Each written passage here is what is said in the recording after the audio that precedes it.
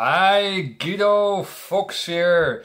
Welcome by a new book report. Today I want to discuss with you the mindful and effective employee. How you get mindful and effective employees, workers, and how you become a mindful and effective person yourself, right? So it is written by managers, for leaders in businesses, for CEOs in companies, but also for people who work in those firms, right? To become a happy employee. You see, so many people are not happy in their job. They're unhappy, they're unsatisfied, and also for these people is this book is written for them. And I want to read something from the foreword of this book to you guys. And that's a very important sentence, I think, to share with you. And that is, many people spend more time on work than on any other single thing they do. And that is really true. Your work is essential. Your work is very important. You work probably 40, 50, 60 hours per week. So it is very, very important that you settle down in a good way. That you are a happy employee. That you're following your purpose in life, your mission in life. That you're not there because it delivers you money, that it delivers you income, but it also has to deliver you some satisfaction. That you're doing something with a purpose, with a reason, that you love your job. That you're not watching the time. Oh, can I go home? Oh, fuck, after 1 hour I can go home. Oh, 1 hour suffering on my job and then I'm free. It has to be a job that you think, oh my God, I want to go 3 hours longer here. I want to work longer here because I love my job. I love what I'm doing. So I'm not constantly look to the clock, to the watch. Oh, how many time I have over, then I can go home. That's the most people in this matrix world. They just have a job for the job. A job to shine for the outside world. I work by a good company. And they watch the time and they think, when I can go home. Can I go home a little bit earlier before the traffic jam? That's very sad. The most people have just a job for the job. They never hire a career coach to find out what's your mission in life, what's your purpose in life. I love my work, I love my job. I love to make my videos. I want to continue and continue, but at a certain point my energy is also down and I have to reload. But I never watch the time. I never have the feeling, oh my God, I have to work 1 hour longer or 1 hour shorter. No, I don't have that. But the first sentence here is that you spend so many hours in your life to a job. And then they say, oh my God, 1,800 euros for 6 sessions, so expensive. So expensive, a career coach. So expensive. And if you divide all those hours in your life, you work maybe 40, 50, 60 hours per week. Count that. Count that for 10 years. You work 160 per month. 40, 40, 40, 40 minus 10 is 1600 per year. Is minus 10 in work, maybe 160,000 hours per 10 years. So it's nothing per hour, that kind of career coaching. Maybe 0.001 cent per working hour you spend on career coaching. And all your life you have a boring, shitty job. I want to say, it is so important that you're on a good track, that you're on a good place in life, because you spend so many hours on your work. Active hours, because if you're home, you're sleeping, right? You're sleeping 8, 7, 60 hours per week, you're sleeping. So practical, you're all the time, the most time, 80% is on the work. If you exclude the sleeping hours in your home, it is a massive, massive amount. So you have to be on a good track and a good place. It's very important to have nice colleagues. It's very important that you're feeling home in your job. It's very important to do something what you really like and where you get energy from. So work can be a source of satisfaction, of stress, yes. So of support, yeah, you can be support from your colleagues, social bonding here. Of conflict, it can be very conflicts in the work area, a lot of times conflicts there and tensions. Can be place of meaning, moi sometimes. Can be a source of emotions, yeah, people sharing their emotions on the work floor. Can be a place of connection, yes. Can be a place of anger, yeah, people can be angry. Very angry people on the work floor. Can be a place of community, yes. Community building, yes. Can be a place of hopelessness. Your work can be hopeless if you see police guys or constantly criminality and they never tackle fully the criminality. So it can be hopeless, right? For many, it's a hugely important part of life. Yes, it is. It's a very, very important part of your life, your career. So take care of that. It's your diamond in life. It's your diamond in life that you have a good career path. So in the introduction it's mentioned that 1 of 4 people in the UK, in the United Kingdom, have mental problems in the work situation. 1 out of 4. So 25% experience heavily stress and depressions in work-related issues. So that means that 25% of the people are very, very unhappy in their work situation. And that's huge. That is slavery. That's mental slavery in my eyes. And 2 things they miss in their life. That's 1, respect from managers. Respect. So if you're a manager, a leader in the firm, respect. And the respect is not only about money and promotion. Respect is also to give compliments when people deserve compliments, of course. So compliments, attentive behavior, some present when there is a good result. So give your employees present or a compliment. That is very, very more important than just a promotion of money.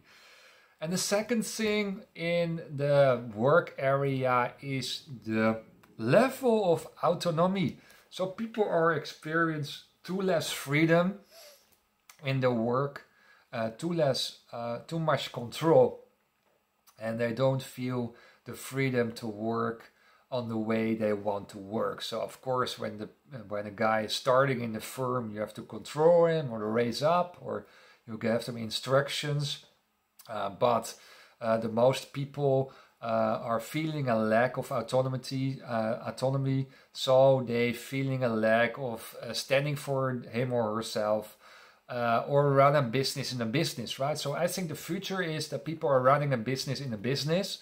So they create more freedom and more responsibility also for the employee, and they're becoming more happy. So people are running more business in the business. That's a very interesting dynamic what you see in the future, I think. Page 9, and that's an interesting thing, is presentism, and that means that the cost of job productivity, the downfall of job productivity, so people are stressed, people are not happy, and they have less efficiency, that costs are higher than the cost of absence. So people are have low productivity cost, and they're becoming sick, and the absency is less costful of the downfall of productivity. So you can better work as a company to raise up these productivity levels, and then people are becoming more productive, and they're becoming also less sick. So that's a win-win situation, right? So more power naps, more healthy food for your employees, more psychological support, more meditation rooms, more coaching, more free hours to recover. So if you're doing that kind of stuff, you raise up the productivity of the guys, and you reduce the time, that the absence time of sickness. So that's a very great advice from these guys to raise up your company profit there too. Page 19, a lot of employees are dealing with defense mechanisms. So if you criticize your employees, if you give advice, they will say, no, I didn't do that, or I'm good enough, or take care of your own stuff. So what you see in companies and what you see in the communication in colleagues, that people are not open and welcome to change and welcome to feedback, but they are constantly in their security, in the protection, in their wall mechanism. And that is something what you can discuss in a group. That's what you can discuss in one-to-one coaching on the job. That's what you can discuss in group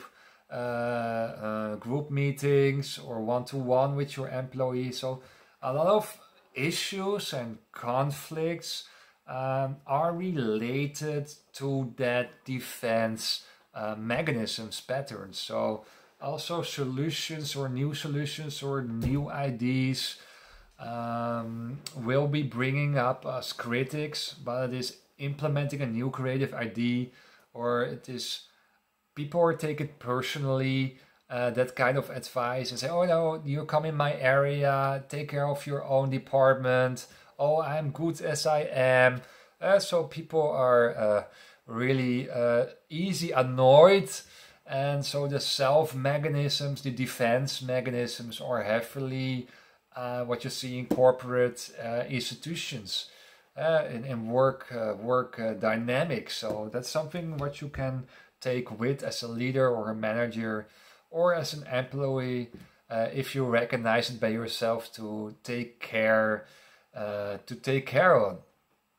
Page 22 is self-critical thoughts. That's a phenomenon why you're not that mindful, effective employee, is that you're always critical about yourself.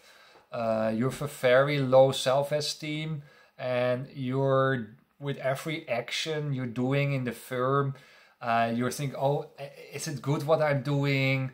Or maybe I make a mistake, so I don't say anything, or I don't take action, because if I take action, maybe people are not happy with my work.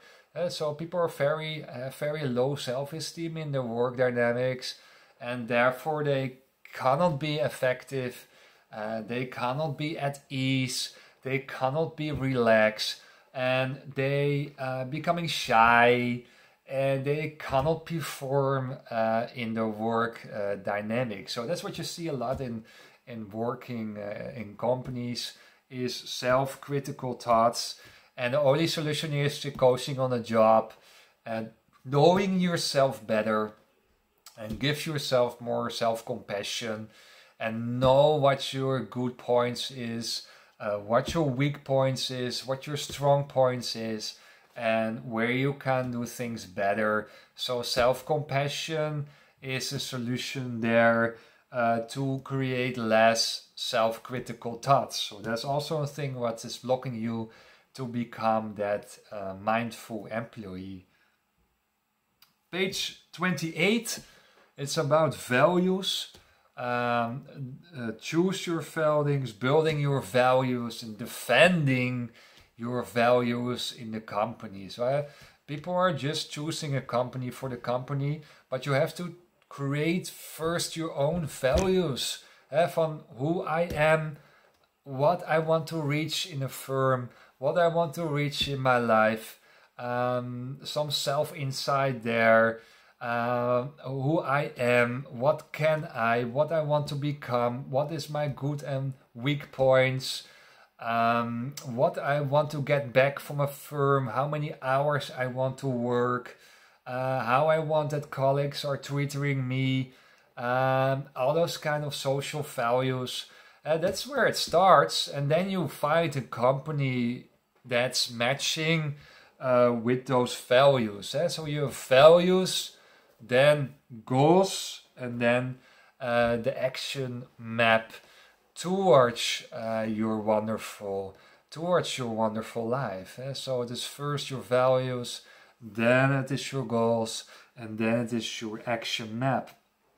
So that's also how you become more an effective and mindful employee, because your values is fitting by the firm and not the other way around, that the firm is telling you what are your values, right? It has to be a match from two ways match, that your values are fitting by the company values, and then you have a match in your career path.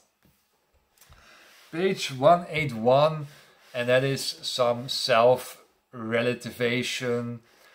Self-spot is humor, laughing. You see a lot of work dynamics. They make sometimes matrix jokes, right? They're jokes or not really jokes, or they're more jokes to hurt someone. But if you have a nice humor in your team, you're good with each other, that brings also more less stress in the organization, less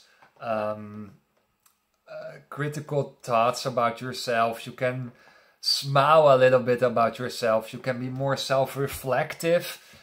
So humor is also bringing more fun in the company, and also when there's humor, nice humor in the company, it also leads to more effective hours when work has to be done. So when you laugh in your breaks, if you sometimes laugh in your departments, and can be supportive in the hours, in the more effective hours. So that's also creating more effective and mindful employees if there are more laughings and smiles in the company. So that's also a good advice to work at, that it's not too stiff, not too formal in the organization. Thank you for this video. I hope you learned a lot from it, and I see you by the next book report. Bye bye.